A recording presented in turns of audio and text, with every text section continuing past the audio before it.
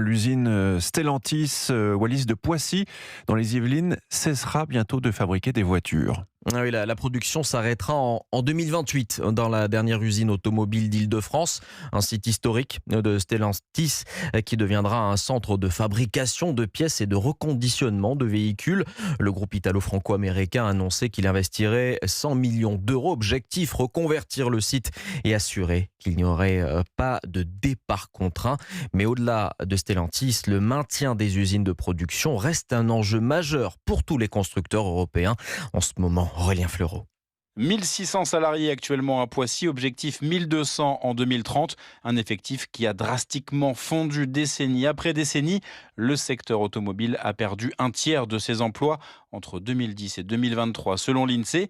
Et depuis 3 ou 4 ans, les ventes de voitures neuves piquent du nez durablement et avec des conséquences, souligne Alexandre Marian, associé au cabinet Alix Partners. On est toujours à environ 25-30% en dessous des volumes qu'il y avait au pré-Covid. Et donc la conséquence de ça, c'est qu'on a des capacités de production qui sont sous-utilisées, avec des taux d'utilisation entre 55% moyens. Et puis la forte concurrence, en particulier chinoise, ne va pas améliorer une situation déjà complexe. Si on produit plus vite et moins cher, on a besoin de moins de ressources. Il faut s'attendre à ce que les effectifs de l'industrie automobile diminuent. C'est encore plus vrai avec une transition vers le véhicule électrique où le nombre de personnes qui à la fois conçoivent et produisent des pièces est un peu plus faible. Cela impacte les usines, mais pas seulement. Renault a annoncé cette semaine une réduction de 15 à 20% de ses effectifs d'ingénieurs dans le monde d'ici 2 ans.